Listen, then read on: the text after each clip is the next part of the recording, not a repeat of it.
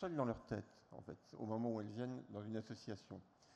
Et en ce sens, les associations font un travail qui est absolument remarquable, parce qu'elles sont à l'écoute, et cette écoute se transforme petit à petit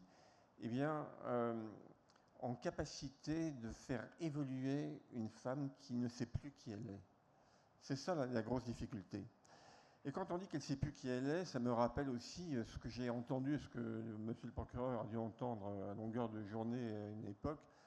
C'était les services de police ou de gendarmerie qui nous disaient « oui, vous comprenez, c'est très chronophage, tout cela ». Et puis bien souvent, elles reviennent sur leurs déclarations, elles retirent leurs plaintes. Et là encore, l'association a un rôle extrêmement important à jouer, parce que l'idée chez une femme qui est dans cette situation, par exemple, qu'elle doit rester dans ce ménage, dans cette cellule au sens presque pénitentiaire du terme, elles le font pour les enfants. Et ça, c'est quelque chose de dramatique, je dirais presque de mortifère pour l'avenir de ces enfants. Et là encore, l'association a un rôle déterminant. Autre point qui est important aussi, c'est le droit d'aimer. En fait, vous avez effectivement des personnes qui font l'objet de violences et qui aiment encore leur conjoint, qui aiment encore leur mari. Et ça, c'est pareil, il faut éviter toute stigmatisation. Et il y avait eu dans ce contexte-là une très belle intervention de la jeune femme qui expliquait avoir été violée par Polanski et qui s'était exprimée parce qu'elle était fatiguée d'entendre à longueur de journée qu'elle était victime, etc., etc. C'était quelque chose de profondément dévalorisant pour elle. Elle avait pris la parole, notamment face à Adèle Haenel, qui disait l'inverse, et qui disait tout simplement, moi je suis une femme, j'ai le droit de décider de ma vie, j'ai le droit de faire des erreurs, et j'ai le droit de les comprendre, et peut-être d'évoluer, mais à ma vitesse. Dernier petit point que je veux souligner, il n'y a rien de pire pour une victime de violences faites aux femmes ou d'intrafamiliales, c'est d'avoir une plainte qui est classée. Parce que ça veut dire qu'on la traite de menteuse, en fait. Alors que ce n'est pas forcément le cas, c'est parce que la plainte va peut-être être classée parce qu'effectivement, il n'y a pas d'éléments suffisants. Mais il y a aussi malheureusement encore une grande habitude dans certains parquets de voir les choses d'une manière un peu trop juridique. Le temps qui passe n'arrange rien en la matière. C'est-à-dire que s'il y a ensuite une procédure qui est mise en cause, par exemple une procédure correctionnelle qui se termine par une relaxe, ou bien une procédure d'instruction devant la cour d'assises pour un viol qui va se terminer par un acquittement, c'est un effondrement total de la personne qui aura eu le courage, d'assumer ce véritable chemin du combattant pour arriver jusque-là. Et là, les associations aussi ont un rôle extrêmement important à jouer, mais je ne suis pas sûr, malheureusement, que ces personnes-là, qui se trouvent désavouées dans un contexte tellement difficile, qu'elles ont du mal à reprendre le chemin qui est celui de leur vie, ont encore le courage d'aller voir une association. C'est une question que je me pose. Je vous remercie, mesdames. Je vais garder avec nous Dorian Gros et Joël Rex, qui seront sur la troisième et dernière table ronde. On veut les applaudir pour leur travail au quotidien. On va aborder la question essentielle des droits et devoirs parentaux des conjoints violents et les enjeux judiciaires des conséquences pour les enfants. J'appelle sur scène Aurélie Nat de la PIAF, Cécile Daubat de l'association Une autre femme, Audrey Bécu, juge des affaires familiales, référente violence intrafamiliale au tribunal judiciaire de Toulouse, et Céline Azéma, magistrate en charge des formations des magistrats dans les cours d'appel de Toulouse et Agen. Donc nous allons aborder une question qui touche au cœur même de l'intimité familiale et de la décision judiciaire, la place du père violent. Pendant des décennies, on a dit un mauvais mari peut rester un bon père. Aujourd'hui, on voit que ce dogme n'est vraiment plus d'actualité, en tout cas ça se fissure. Désormais reconnu que l'enfant témoin est toujours une co-victime et que la violence conjugale est par essence une carence éducative grave. Sur le terrain, il y a beaucoup de questions souvent difficiles qui se posent. Comment protéger la mère et l'enfant sans rompre le lien, totalement le lien de filiation? Comment protéger et accompagner les enfants victimes et co-victimes de violences?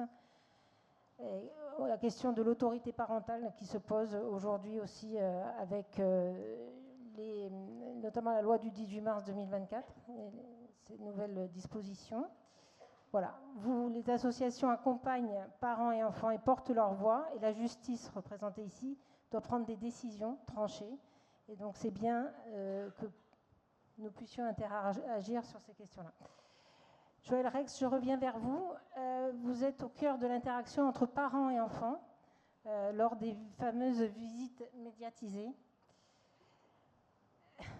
Et vous appliquez les ordonnances de protection dans un tel lieu. Comment ça se passe au quotidien? Est-ce que vous pouvez nous dire 2 mots sur ces visites médiatisées?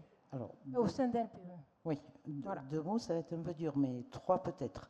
Alors, l'association LPE 31 est un espace de rencontre parents-enfants. Il y en a 3 en Haute-Garonne, donc il y en a 2 à Toulouse, 1 à Saint-Gaudens. Nous travaillons beaucoup avec les juges aux affaires familiales et pas ou peu avec les juges pour enfants. Ce qui fait que je vais enlever le vocabulaire de visites médiatisées parce que ce ne sont pas des visites médiatisées. Très important puisque là, ça serait de l'aide sociale à l'enfance et du juge et de la protection de l'enfant et du juge pour enfants. Bon, alors ce petit détail étant rectifié, donc c'est un espace rencontre parents-enfants et où on reçoit effectivement, alors je vais mettre les lunettes parce que je ne vois pas bien, des ordonnances de protection. Alors ce sont des situations où il y a une difficulté, et alors les magistrats pourront mieux en parler que moi, dans la séparation ou au moment du divorce, et entre autres, il y a des situations de violence conjugale. En 2024, nous avons reçu 14,2% de familles qui avaient une ordonnance de protection. Donc là, en l'occurrence, ce sont des mères. Ce chiffre augmente d'année en année. On avait 11%, 16%. Cette année, je crois qu'on va être à 16%. Quand il y a une ordonnance de protection, nous appliquons un protocole très strict, de protection de la victime de violences conjugales, et les parents ne peuvent pas se rencontrer. Donc il y a des pièces différentes, et le parent hébergeant, qui est en l'occurrence là la mère, amène l'enfant ou les enfants dans nos locaux pour qu'ils puissent rencontrer l'autre parent qui va être dans une autre pièce, en l'occurrence à l'étage. Les horaires sont différents pour que cette mère puisse se sentir le mieux protégée possible. En amont, il y a des entretiens préalables avec la mère, avec le père, avec l'enfant, bien sûr en individuel, pour préparer cette rencontre, pour préparer l'enfant, pour préparer la mère à se séparer de son enfant, et pour l'auteur de violence, à la fois il y a la lecture du jugement qui prévoit la rencontre parent-enfant, et il y a notre règlement intérieur, tout un protocole où évidemment il est question de travailler sur ce que lui, alors c'est pour ça qu'il y a plusieurs entretiens, sur ce qu'il a amené à pourquoi il en est là, pourquoi il en est arrivé dans sa vie à être dans un lieu comme le nôtre pour rencontrer ses enfants. Voilà. Alors, travailler sur la récidive aussi, pour éviter la récidive du père violent. Voilà, enfin, on travaille ça, on ne garantit pas, mais quand même beaucoup de pères dans l'exercice de leurs droits, qui s'étale sur 6 mois, 1 an et certains 2 ans, peuvent être amenés à des moments où ils disent à leur enfant que c'est grave, qu'ils regrettent, qu'ils ont fait des bêtises, qu'ils demandent pardon. Et ça, pour l'enfant, ça soulage beaucoup. Papa n'est pas que violent. Papa, il a réfléchi. Et puis papa, il a été puni par le juge. Voilà. On a des enfants qui font tout ce chemin avec leur auteur de violence, leur papa. Voilà. On intervient aussi dans le milieu carcéral. On fait ce qu'on appelle des REP, donc de relais enfants-parents, et on accompagne des enfants parce que le parent hébergeant ne peut pas, a interdiction de s'approcher donc de l'auteur. donc ne peut pas aller au parloir. Donc nous, on organise la rencontre entre l'enfant et son parent incarcéré. Faites le médiateur. On fait le médiateur, mais bien en amont, il y a beaucoup d'entretiens avant pour préparer tout ça. Et souvent, il y a quelques années d'incarcération avant que soit mis en place cette rencontre. Voilà, là j'ai en tête l'histoire d'un père qui a attendu 5 ans pour pouvoir demander à voir son fils. Et le fils, alors c'est une belle coïncidence parce que le fils, lui aussi, qui n'avait pas vu son père entre 5 ans et 13 ans, a lui aussi souhaité voir son père. Voilà. Donc, et là, le père, parce que le fils a pu dire à son père, je pensais que c'était la faute à maman si tu étais en prison. Et là, le père a pu rectifier, mais il avait 5 ans de travail sur lui-même en disant non, je suis en prison parce que ce que j'ai fait, c'est grave, très grave. Et ta mère n'y est pour rien et elle a bien fait de porter plainte. Mais tout ça, ça s'est fait avec nous, mais il faut du temps. Il faut du temps. Aurélie Nat, de la PIAF, vous travaillez sur la question, effectivement, l'obéissance du conjoint et la question de l'autorité parentale. Est-ce que ça engendre des difficultés au quotidien sur ces questions que vous traitez au quotidien? Est-ce que c'est une source de problème, la question de l'autorité parentale? Effectivement, dans nos associations, donc de la Fédération Solidarité Femmes, on rencontre un nombre important de femmes pour lesquelles les violences perdurent après la séparation, principalement autour de la question des enfants et des droits parentaux. On voit que la prise en considération des enfants dans les situations de violence conjugale, elle a beaucoup évolué ces dernières années. On a parlé d'enfants témoins, puis d'enfants exposés, et aujourd'hui, on considère enfin les enfants comme étant eux-mêmes des victimes de ces violences conjugales. Et donc la recherche, elle nous a appris que les violences conjugales avaient des conséquences sur la santé psychique et physique des enfants, sur leur développement, leur scolarité, leur vie sociale, enfin sur l'ensemble des domaines de leur vie. On sait aussi que dans les situations de violence conjugale, un enfant sur 2 est directement victime de maltraitance de la part de l'auteur des violences, de la part de leur père. Donc dans ce contexte, les droits et les devoirs parentaux deviennent un sujet sensible et complexe. Comment concilier la sécurité de ces enfants et leur droit à une relation avec leurs 2 parents? Donc dans les situations de violence conjugale, ce qu'on constate, c'est que les droits parentaux ne peuvent pas être envisagés comme une réalité abstraite, au risque de renforcer l'emprise de l'auteur. Ils doivent être envisagés, ces droits parentaux, à travers le prisme de la protection des femmes et de leurs enfants. Comme le dit Édouard Durand, magistrat, protéger la mère, c'est protéger l'enfant. Nous rencontrons dans nos associations des femmes qui sont soumises à des injonctions paradoxales. Quand elles sont dans la vie commune avec l'auteur, on leur demande de protéger leurs enfants et de partir. Et une fois qu'elles sont parties, on leur demande de maintenir absolument le lien avec le père, auteur de violences conjugales.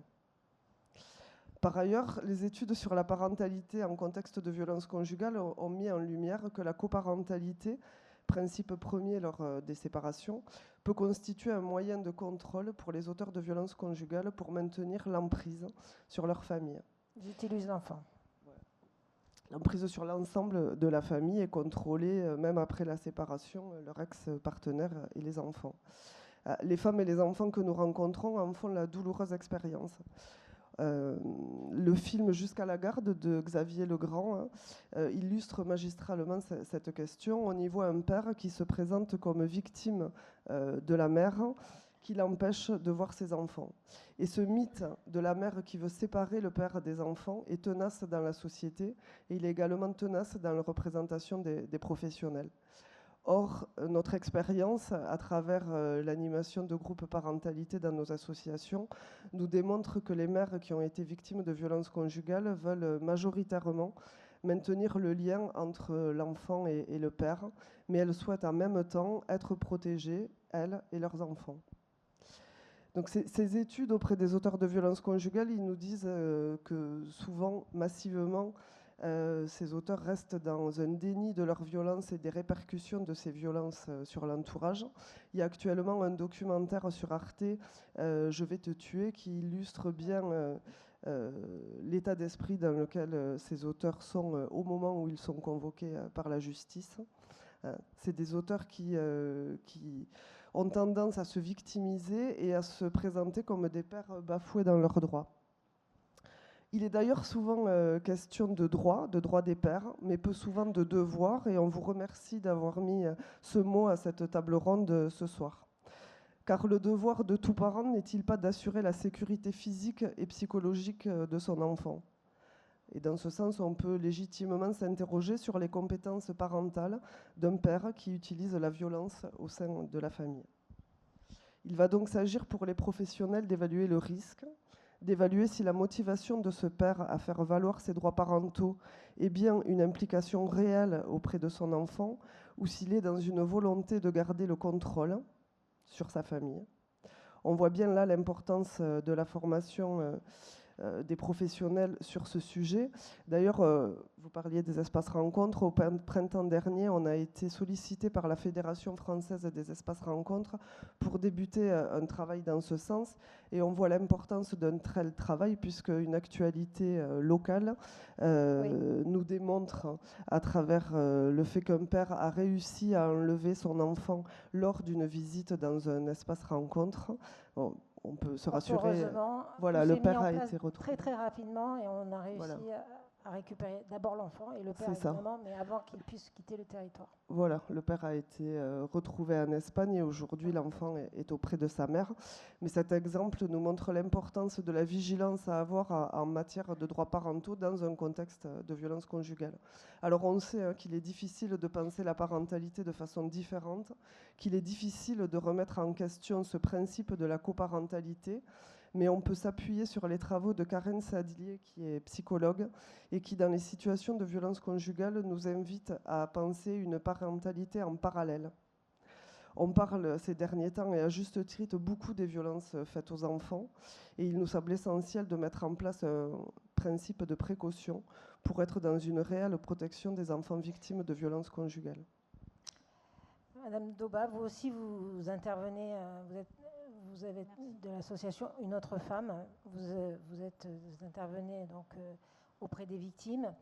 Vous jouez aussi un rôle dans la sensibilisation, la mise à l'abri, le retour vers l'autonomie, c'est important. Et vous avez notamment mis en place des ateliers particuliers, des ateliers d'équithérapie. C'est quelque chose que vous avez déployé. Est-ce que vous pouvez nous en parler un petit peu dans le cheminement ? Alors, juste avant de développer cet atelier d'équithérapie, je voulais rapporter les propos tenus par la fondatrice de l'association. Elle me raconte, j'étais dans la salle de bain, mon fils de 2 ans dans les bras. Son père me plaque contre le mur. Il me strangule, il serre et serre encore. Je tiens fort mon fils. Il ne faut pas qu'il tombe. Je me sens partir. Et puis il s'arrête et s'en va. Il est 9h du matin. Nous déjeunerons tous les deux. Au moment de coucher mon fils à la sieste, il me dira « Maman, on va partir tous les deux. » Et nous sommes partis. L'association Une autre femme est née le 11 octobre 2017 du combat de cette femme, victime de violences intrafamiliales, et de son enfant âgé aujourd'hui de 15 ans. En 2024, 92 femmes ont été accompagnées par notre association. 106 enfants étaient témoins et victimes. En 2025, et l'année n'est pas terminée, 117 femmes ont été accompagnées et 138 enfants étaient témoins et victimes. L'association Une autre femme est une petite association. Nous sommes implantés sur 4 communes qui ne dépassent pas les 10 000 habitants. On est semi-urbain. On n'est pas dans la ruralité, mais les femmes rencontrent les mêmes problèmes, en fait, de proximité. L'atelier équithérapie dont vous parliez, en fait, c'est un moment que nous souhaitons donner à ces femmes. Alors, c'est un choix qu'elles font. Rien ne leur a été imposé. Et ça nous semble vraiment essentiel. Cette équithérapie, elle est animée par une éducatrice spécialisée, équithérapeute, et elle va s'organiser sur 5 séances.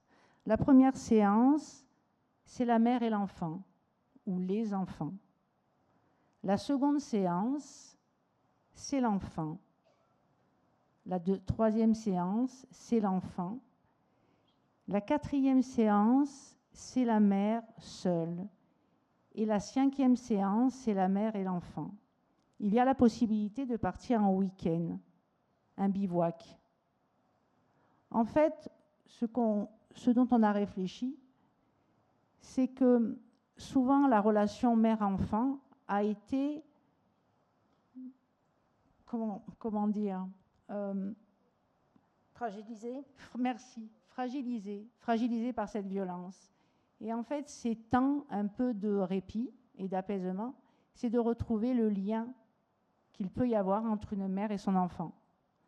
Alors, il y a l'équithérapie et il y a des journées, nous dirions, quotidiennes, aller au jardin, participer à un pique-nique, retrouver un moment donné, dans des temps quotidiens très banals, des moments de la vie que certaines ont perdu, voire toutes. Voilà. Pour plus d'informations concernant l'association, j'ai laissé sur la table des flyers que vous pourrez prendre. Voilà. Je crois que j'ai dit l'essentiel. Bon, merci. Je vous remercie. Doriane Gros, pour revenir un peu sur, y a-t-il les enfants sont co-victimes partout, qu'ils soient en zone rurale ou pas. Est-ce qu'il y a des choses qui sont mises en place spécifiquement par votre association pour les aider ? Déjà, peut-être, j'ai oublié de préciser quelque chose auquel m'a fait penser M. Frémiot, c'est que effectivement, je voulais préciser qu'on accompagne les femmes victimes de violences conjugales, mais tout type de violence, et notamment, et de plus en plus ces dernières années, on s'est rendu compte, de mères qui subissent des violences de la part de leurs enfants, et en l'occurrence de leurs fils, systématiquement. Et c'est des mères qui vont arriver généralement après de longues années de violences subies, quand l'enfant est déjà grand. Pour revenir aux enfants, peut-être préciser que si 3200 femmes sont hébergées par des associations du réseau de la FNSF, ce sont 3900 enfants qui sont hébergés chaque année. Et donc, c'est forcément, ces questions-là et ce sujet est forcément porté par les assos de la Fédération nationale solidarité femmes, notamment de la commission justice, mais pas que, et qui réalise notamment un travail de plaidoyer autour de ces questions. Ça a été précisé, 100% des enfants vivant dans un foyer où il y a des violences conjugales sont affectés avec des symptômes qui sont très importants. Et aussi, et effectivement, Karen Sadlier, qui a été présentée et qui était membre de la première Civiz, précisait qu'il y a 6,5 fois plus de risques pour ces enfants-là d'être victimes de violences sexuelles et d'inceste, et donc de pédocriminalité. Donc on voit bien que la nécessité d'un suivi par des professionnels de santé est très important.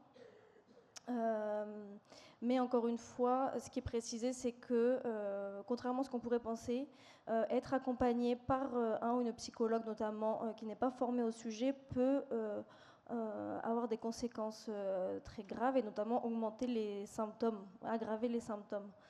Voilà, donc j'ai envie de dire, en zone rurale, si c'est une spécificité, c'est peut-être qu'on fait face, comme on le disait, à ces professionnels, moins de professionnels malheureusement.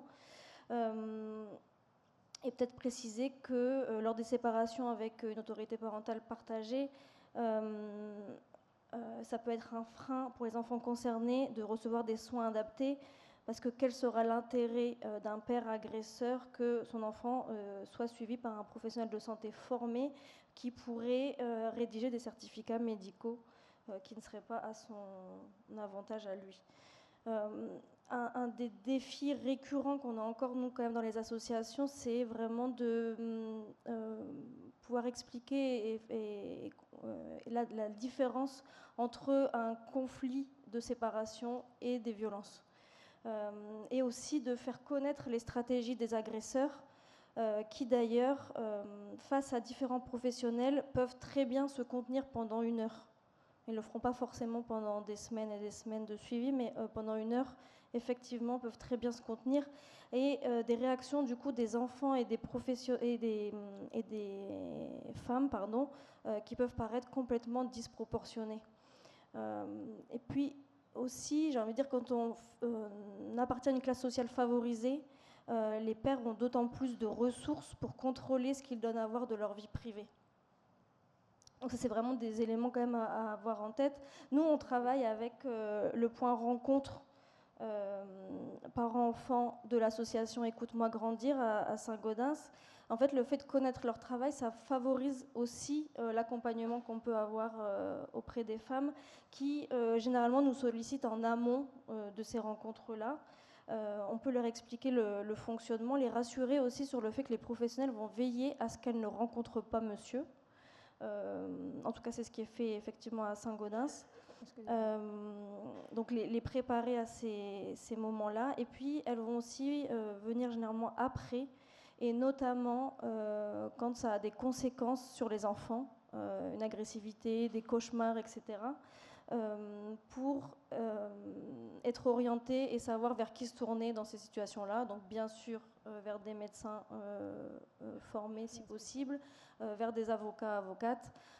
Et nous, pour peut-être préciser, effectivement, on n'a pas sur notre territoire d'avocats, avocates signataires de la charte de la Fédération nationale Solidarité Femmes.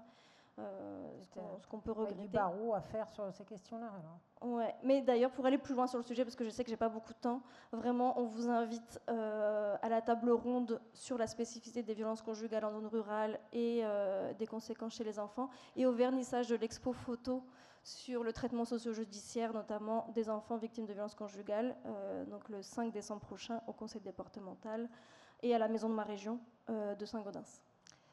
Je vous remercie. Audrey Bécu, vous êtes juge des affaires familiales et référente violence intrafamiliale. On a beaucoup parlé des décisions de justice. C'est une question récurrente. Parfois, elles sont comprises, parfois, elles ne sont pas comprises.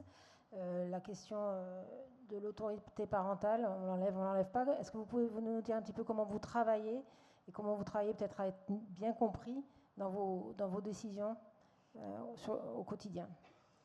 Alors, je vous remercie. Effectivement, et ça ressort très clairement des interventions précédentes, on voit bien que la protection à la fois d'une mère victime et d'enfants, elle va aussi passer par des décisions de justice, notamment en ce qui concerne les droits et les devoirs parentaux. Alors avant d'évoquer la manière dont on travaille concrètement, je pense qu'il est important de redéfinir un petit peu les choses. Donc l'autorité parentale, tout le monde le sait, c'est un ensemble de droits et de devoirs qui ont pour finalité l'intérêt de l'enfant et qui par principe appartient aux deux parents. Et donc on doit distinguer deux choses parce que ça aura de l'importance dans les décisions qu'on pourra rendre par la suite. Il faut distinguer à la fois la titularité de l'autorité parentale qui découle de l'existence même du lien de filiation. Donc quand on est parent, on est titulaire de l'autorité parentale et on le distingue de l'exercice de l'autorité parentale qui, lui, confère le pouvoir d'exercer l'ensemble des droits qui sont attachés à la titularité de l'autorité parentale. Donc, par principe, les parents exercent en commun l'autorité parentale et peu importe qu'ils soient séparés, cela n'a pas d'incidence. Ça, c'est le principe. Mais bien évidemment, dans les situations qui nous concernent aujourd'hui, le juge, donc le juge, je parle au sens large, puisqu'il y a plusieurs juridictions qui sont compétentes, va être amené à intervenir dans ce domaine pour pouvoir restreindre ses droits. Mais il faut avoir en tête, puisque comme vous le dites, parfois les décisions sont mal comprises, mais il faut avoir en tête que dans notre office, ces questions de retrait de l'autorité parentale ou de retrait de l'exercice de l'autorité parentale reste malgré tout exceptionnel, tout simplement parce que le droit au maintien du lien entre l'enfant et son parent, il est consacré. Il est consacré dans le cadre des conventions internationales, Convention européenne de sauvegarde des droits de l'homme, Convention internationale des droits de l'enfant, est bien évidemment consacrée aussi dans notre droit interne. Et donc, c'est toujours à titre exceptionnel que nous allons rendre des décisions de retrait. En tout cas, ce qu'on peut constater, c'est que le législateur, au fil des années, et notamment sur les 5 dernières années, est venu quand même renforcer le dispositif. Et donc aujourd'hui, notamment depuis 2019, avec la loi qui a fortement renforcé l'ordonnance de protection, est venu donc ajouter des dispositifs successifs. On a 3 sortes de décisions: le retrait total de l'autorité parentale, le retrait partiel et le retrait de l'exercice de l'autorité parentale. Et à chaque fois, je pense que c'est important d'entendre qu'il s'agit de mesures qui sont prises en protection des intérêts de l'enfant et pas tant au final comme une sanction du parent violent. Pour ce qui concerne le retrait total de l'autorité parentale, il faut se dire que le parent va perdre tous les attributs d'exercice de l'autorité parentale. Il va en conserver certains, notamment le droit de consentir au mariage, à l'adoption et l'émancipation, mais pour le reste, il va le perdre, et notamment, et c'est important dans ce qu'on dit aujourd'hui, il va perdre le droit d'exercer des droits de visite et d'hébergement. Donc, retrait d'autorité parentale, plus du tout de possibilité de solliciter un droit de visite et d'hébergement et donc de rencontrer son enfant. Pour ce qui est du retrait de l'exercice de l'autorité parentale, là en revanche, le parent va conserver la possibilité d'exercer des droits de visite et d'hébergement, et au contraire, le juge va devoir justifier de motifs graves pour pouvoir retirer cet exercice. Et élément important aussi dans les situations donc, de violence conjugale, de contrôle coercitif, le parent va conserver le droit et même le devoir de surveiller l'éducation des enfants. Donc du coup, ça peut poser question, puisque lorsque le parent conserve ce droit-là, ça signifie qu'on peut craindre la poursuite d'une relation d'emprise sur l'autre parent, qui pourrait solliciter donc de manière récurrente des informations soi-disant dans l'intérêt de l'enfant, des explications, émettre des critiques pour perdurer dans le dénigrement, aller même jusqu'à saisir le juge des enfants en mettant en cause l'autre parent simplement pour lui nuire. Donc voilà, il y a des conséquences possibles. Après, on souhaite quand même les relativiser dans la mesure où, au quotidien, lorsque l'exercice exclusif de l'autorité parentale est confié à la mère, c'est elle qui va prendre l'ensemble des décisions importantes concernant les enfants, concernant la scolarité, les soins, notamment, c'est ce qui a pu être évoqué à l'instant. Voilà, tout le quotidien. Et quand est-ce que vous prenez la décision de rétablir, là on parle d'enlever, mais de rétablir des droits, et sous quelles conditions vous rétablissez les droits du parent? À quel moment? Alors, bon, là, je pensais que c'était important d'évoquer un petit peu quand même le retrait de l'autorité parentale par juridiction pénale, déjà, et par la juridiction civile. Je vais aller vite. Donc, du coup, effectivement, concernant le retrait au pénal, il y a les magistrats qui vont se prononcer, puisqu'on est dans le cadre d'un tribunal correctionnel ou d'une cour d'assises, on est dans le cadre des infractions les plus graves.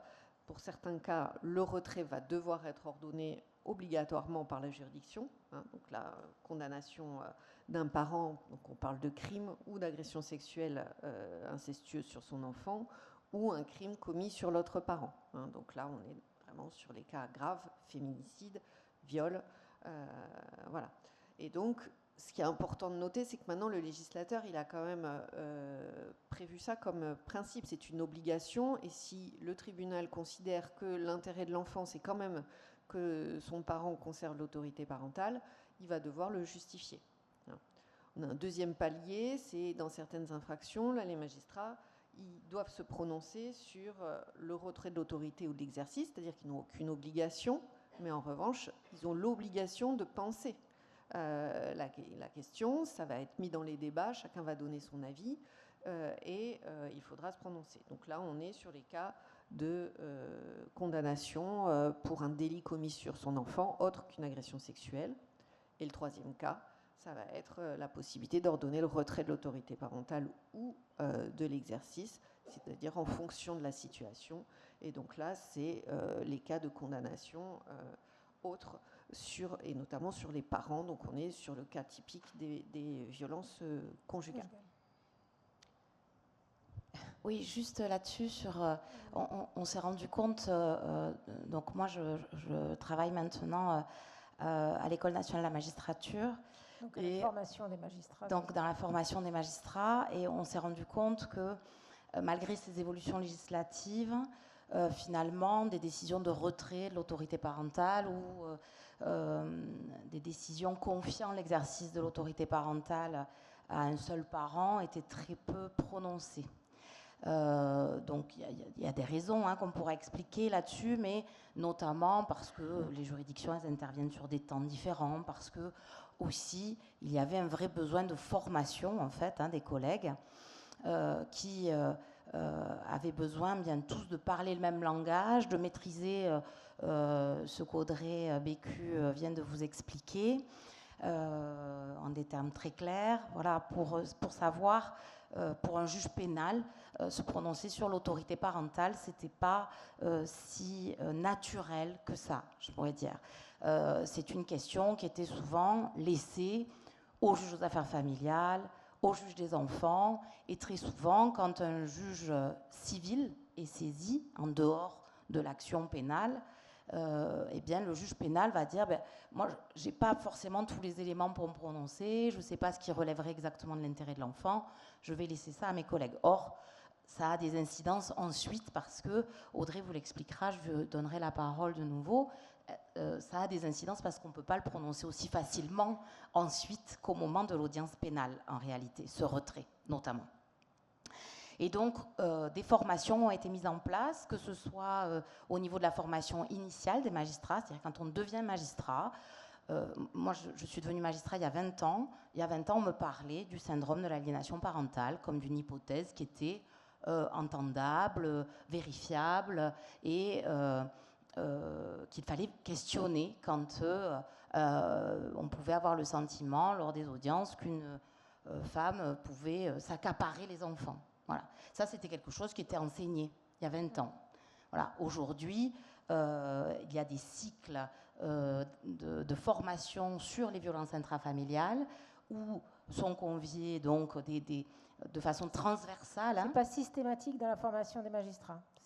Ah si, voilà. C'est-à-dire que désormais, de façon transversale, qu'on soit dans une étude de l'action du juge au pénal ou au civil, on vient entendre que, d'ailleurs, j'ai apporté la documentation là, on parle de attention aux faux pièges, aux faux amis, attention aux pièges, le mauvais mari, le bon père, la médiation comme mode de réponse à la violence, le prétendu syndrome d'aliénation parentale. En fait, tout ça, ce sont des documents de l'École nationale de la magistrature. Et donc, l'idée, c'est de tous ensemble comprendre les mécanismes de la violence, de déconstruire ces hypothèses, telles que le syndrome de l'aliénation parentale, et de sensibiliser aux conséquences sur les enfants.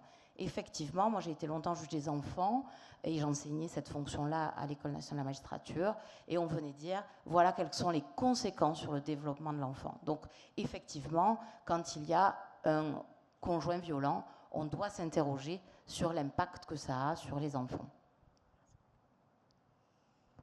Alors, dans la même veine, d'essayer effectivement de repenser nos pratiques, il y a quand même des réflexions transversales qui se font désormais, puisque depuis le 1er janvier 2024, ont été créés donc, dans chaque tribunal des pôles vifs, pôles violence intrafamiliale. Et donc, l'objectif, c'est de rassembler l'ensemble des acteurs de la chaîne judiciaire, mais aussi les partenaires extérieurs, donc tous les magistrats qui interviennent aussi bien au pénal qu'au civil, que ce soit au parquet ou au siège, mais également les associations d'aide aux victimes, le service pénitentiaire d'insertion et de probation, bien évidemment les avocats, les forces de sécurité intérieure, police, gendarmerie. Et le but clairement affiché de ce pôle vif, c'est de pouvoir améliorer le partage d'informations dans les situations qui sont repérées comme étant particulièrement à risque, et mieux articuler les procédures pénales, les procédures civiles engagées donc à l'encontre des conjoints ou des parents violents. Donc on est vraiment dans un objectif de répondre de manière plus rapide et répondre de manière plus efficace. Et pour cela, on est incité à dialoguer, échanger sur nos pratiques respectives, et notamment cette question du retrait de l'autorité parentale a fait l'objet de discussions entre collègues pour pouvoir s'apporter les uns aux autres les apports qu'on peut avoir. Bon. Ce qui aussi est travaillé dans le cadre de ces pôles vifs, c'est notamment de sensibiliser les administrateurs ad hoc, qui sont désignés pour représenter les intérêts des mineurs dans le cadre des procédures pénales. À partir du moment où il y a un dépôt de plainte, si on considère qu'il y a un parent qui n'est pas suffisamment en mesure de représenter les intérêts de l'enfant, donc un administrateur ad hoc est désigné, et donc on l'a sensibilisé sur le fait qu'eux aussi, ils peuvent mettre dans le débat la question du retrait de l'autorité parentale si c'est l'intérêt de l'enfant. Sur le plan civil, on est sur deux juridictions différentes qui peuvent ordonner le retrait de l'autorité parentale, soit la chambre du conseil du tribunal judiciaire, donc là lorsqu'on considère qu'il y a une mise en danger de la sécurité, de la santé ou la moralité de l'enfant. Et comme l'indiquait Céline Azéma, on est sur des situations où c'est parfois plus compliqué de venir caractériser cette notion de mise en danger. Tout d'abord parce qu'on est plus éloigné de la période de commission des faits, on n'est pas dans le cadre de la procédure pénale proprement dite, donc il peut y avoir des difficultés à venir prouver le comportement du parent, et puis parfois ça peut arriver que la juridiction soit saisie des années après, et dans ce cas-là c'est encore plus difficile de rapporter la preuve du comportement qu'on allègue, et d'autre part le sens de la décision peut être un peu édulcoré, et on va nous renvoyer de ça n'a pas été prononcé il y a 5 ans, pourquoi venir aujourd'hui retirer l'autorité parentale à un parent.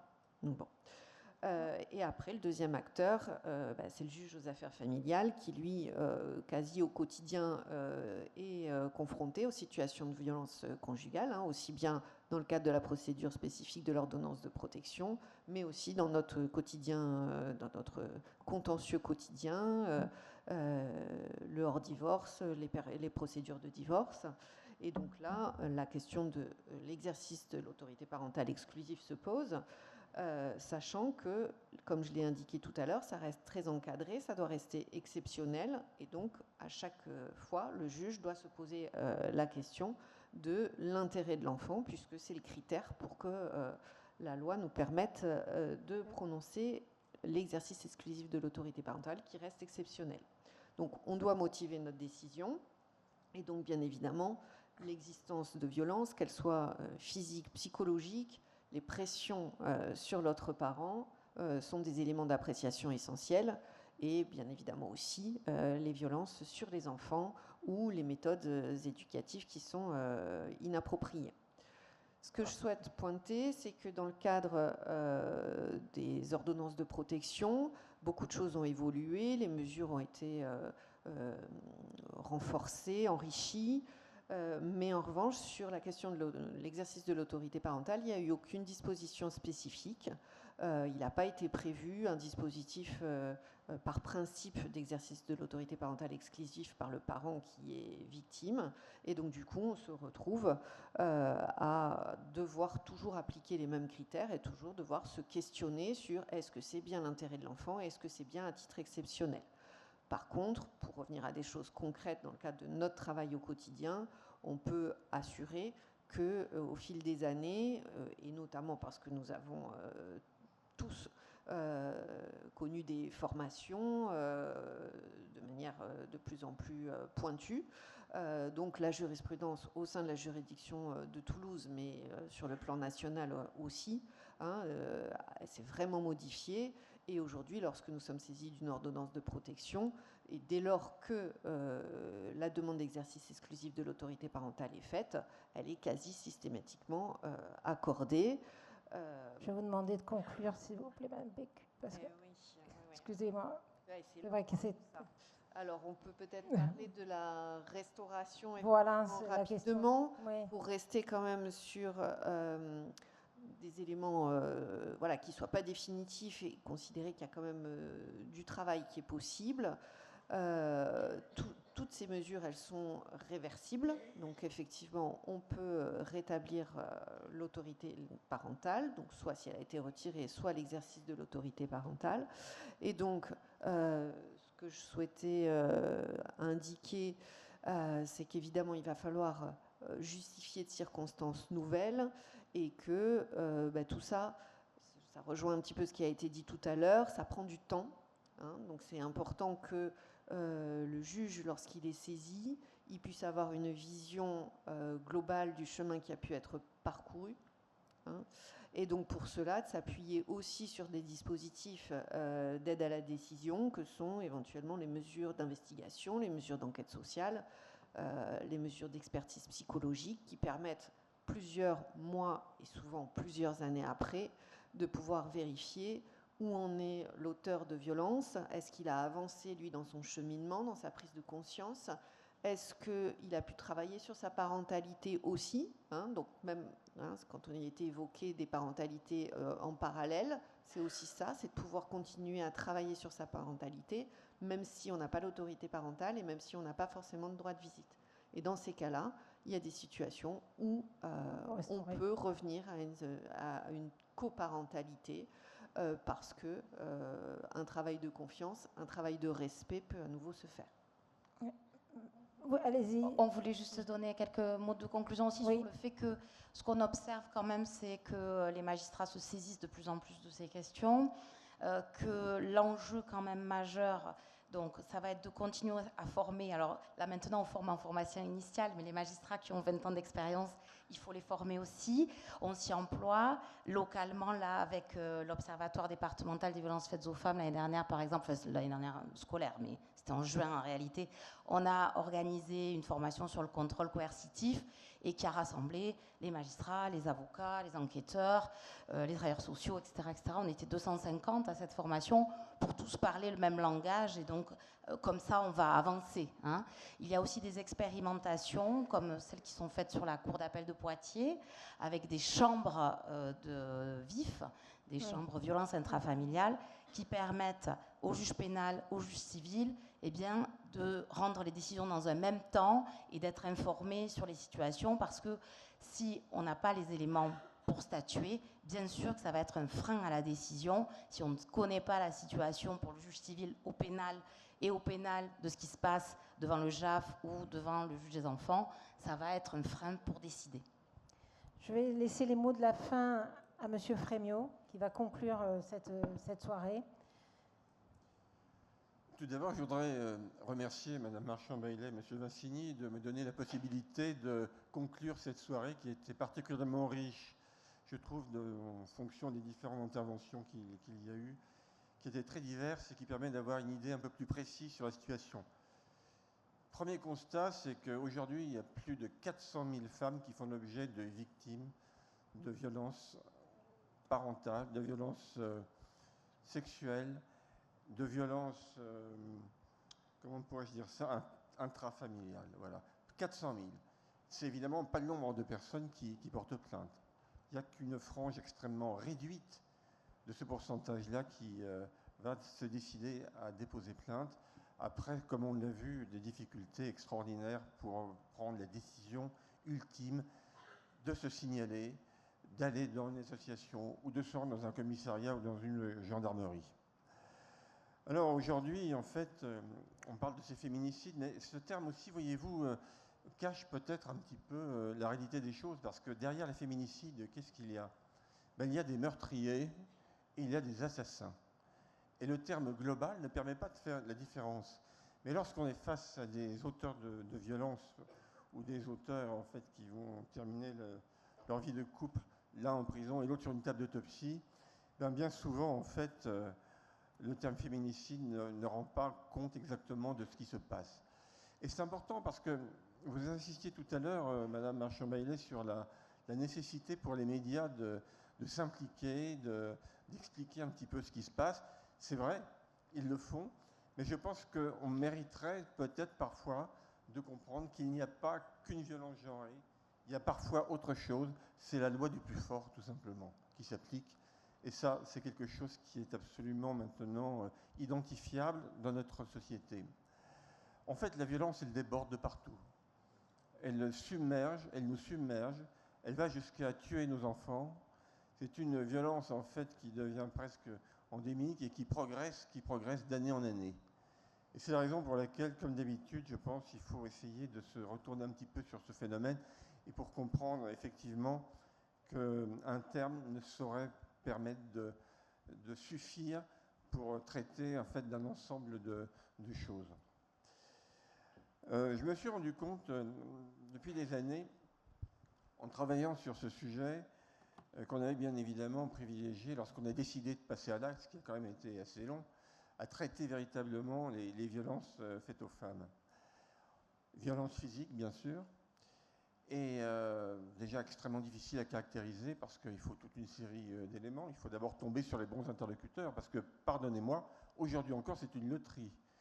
Parfois, on peut tomber effectivement sur une chaîne pénale qui est parfaite avec des interlocuteurs, gendarmes ou policiers qui font bien leur travail, qui reçoivent ces femmes avec respect, avec le désir véritablement de les amener à s'exprimer. Et parfois, ce n'est pas le cas. Parfois également, certains parquets ne passent pas suffisamment de temps sur ces enquêtes. Il y a eu une inspection des services judiciaires à l'époque, que j'avais d'ailleurs demandé à l'époque du Grenelle des violences, et qui avait quand même relevé qu'à la suite des plaintes déposées, il y avait une grande partie, bien évidemment, que vous connaissez, qui sont classées, mais qu'il y avait également toute une série de dysfonctionnements dans le style on vient déposer plainte, et puis on va chercher l'auteur pour l'entendre, parfois 3 mois plus tard. C'est absolument inconcevable dans la mesure où le temps fait toujours le travail des agresseurs. Le temps qui passe amène les victimes à un sentiment de vulnérabilité parce qu'elles ont l'impression, tout simplement, eh bien, que la personne qui les torture d'une certaine manière, psychologiquement ou physiquement, eh bien, fait l'objet d'attention particulière, dans le sens qu'on laisse tomber parce qu'en fait, c'est pas si grave que ça. Il faut se battre contre tout ça, bien évidemment.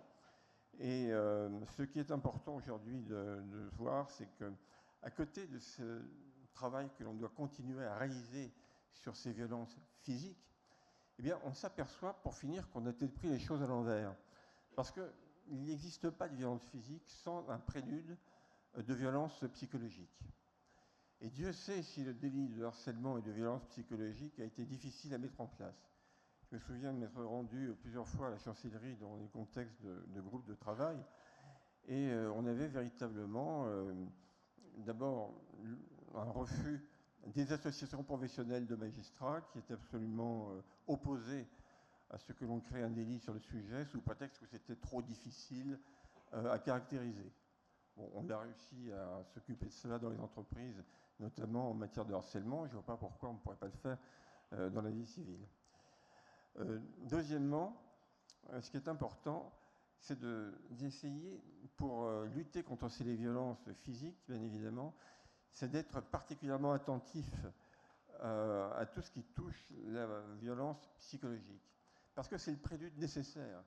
C'est une lente désagrégation en fait, des relations de couple qui passe par, évidemment, la vulnérabilité qui progresse de la victime, que l'on, d'une façon générale, essaye de séparer de son entourage, qui voit de moins en moins ses parents parce qu'on lui explique que ce n'est pas intéressant, qu'il y a d'autres choses à faire, qu'elle est bien mieux avec le mari ou le compagnon violent. Même chose pour son environnement immédiat professionnel. Beaucoup poussent ces personnes à à démissionner en disant qu'en fait, elle ferait mieux de rester à la maison pour s'occuper des enfants. Il y a toute une série d'éléments comme ça qui rentrent en ligne de compte et qui, en fait, si elles étaient décelées davantage en amont, bien, permettraient peut-être d'intervenir plus vite sur ces violences qui vont petit à petit devenir des violences physiques et qui conduisent parfois jusqu'à l'irrémédiable. Alors, en fait, je pense véritablement que c'est le rôle de tout l'entourage, en fait. Ce sont les amis, ce sont les parents, ce sont les personnes qu'on peut voir sur le plan professionnel, qui peuvent petit à petit vous amener à prendre en fait en compte la situation telle qu'elle est. Et je vois que c'est extrêmement important. Tout cela, ça passe par une responsabilisation, par un engagement de chacun, d'être un petit peu plus attentif à l'autre, en fait. Et si on y arrivait, peut-être qu'on arriverait à endiguer relativement, bien sûr, puisque la violence est malheureusement quelque chose qui est très difficile à éradiquer, mais on pourrait peut-être endiguer cette progression que l'on constate chaque année. Combien de fois on a entendu, j'ai entendu notamment aux assises, quand on interrogeait des voisins sur un crime qui s'était commis dans une soirée, et on leur demandait, mais vous n'avez rien entendu, vous n'avez pas vu les services de police? Et on répondait toujours, vous savez, quand la porte est fermée, on ne sait pas ce qui se passe derrière. Et ça, c'est une formule qui revenait tout le temps, et qui traduit manifestement une indifférence collective. Et c'est quelque chose sur lequel il faut également se battre, parce que c'est le genre de situation que l'on peut encore éviter. Il suffit de passer un coup de fil, d'appeler les services de police, de frapper à la porte, de sonner, peut-être de permettre d'éviter en fait une escalade. Ce que je veux dire aussi, c'est que si on n'y prend pas garde, en plus de la dette que nous allons laisser aux enfants, nous leur laisserons un héritage de violence. Pourquoi? Parce que ces violences sont toujours en fait accompagnées de comportements qui perturbent gravement les enfants. J'ai appris il y a quelques années qu'un nourrisson exposé à des violences dans le foyer, c'est-à-dire qui n'en fait pas l'objet lui-même, mais qui est présent, eh bien, présente sur le plan biologique et physiologique des anomalies. On a passé des scanners, on s'est rendu compte qu'il y avait des pertes de la substance cérébrale qui, en fait, ressemblent à des espèces de petits trous. On voit ça très nettement sur les scanners. Et lorsque l'on retire cet enfant d'un milieu de cette nature, eh bien, cette masse cérébrale va se reconstituer. Ce qui prouve, comment dire, que ces violences, eh bien, c'est les violences également qui touchent les enfants. Alors, on a parlé des enfants tout à l'heure, mais il faut quand même ajouter aussi que ce sont à la fois des témoins, ce sont des victimes, et ce sont parfois des otages. Et je pense qu'il faut bien avoir ça en tête lorsqu'on s'occupe de traiter ce type de contentieux. J'ai le souvenir d'une petite fille de 7 ans qui avait téléphoné au service de police parce que son père était en train d'étrangler sa mère. Les services de police sont intervenus rapidement. On a réussi à faire déférer le mis en cause. Et dans les heures qui ont suivi, eh bien, cette mère est arrivée dans mon bureau. Elle m'a dit, écoutez, je vous en prie, mon mari est médecin, il va perdre sa clientèle. Il faut absolument, comment dire, que vous classiez cette affaire. C'est arrivé de temps en temps, mais ça n'ira pas plus loin. Et dans ce type de comportement, on ne pense pas, elle n'a pas pensé une seule seconde au traumatisme terrible qu'a subi en fait cette petite fille de 7 ans qui a pris cette décision. Alors aujourd'hui encore, la question qu'on se pose, c'est de savoir quel est l'horizon qu'on a devant soi. C'est un horizon en fait qui est inquiétant pour les raisons que je viens de vous expliquer, mais qui surtout en fait doit nous amener à réfléchir sur l'engagement de chacun. L'engagement de chacun et la responsabilisation. Je pense aussi qu'il ne faut pas vouloir tout attendre de l'État, qu'il faut attendre aussi beaucoup des actions collectives. On parle de manque de moyens. Je pense qu'il faudrait avoir un démarchage auprès notamment de fondations qui permettrait peut-être également de trouver de l'argent dont on pourrait abonder les associations qui manquent tellement de ce type de choses. Alors en fait, s'il faut faire une conclusion, ce qui est extrêmement difficile dans ce type de situation, je crois que ce qu'il faut se dire et garder à l'esprit, c'est qu'une certaine manière, on ne peut pas laisser cet héritage de violence aux enfants qui tue dans l'indifférence. Aujourd'hui, vous savez, l'opinion publique se mobilise sur certains faits. On a parlé de l'affaire Jacqueline Sauvage, on a parlé de toutes ces affaires qui ont été relayées par les médias. Et l'opinion publique, en fait, elle sommeille doucement. Et de temps en temps, elle ouvre les yeux étonnée pour se rendre compte que ces choses-là, eh bien, n'arrivent pas qu'aux autres. Je vous remercie.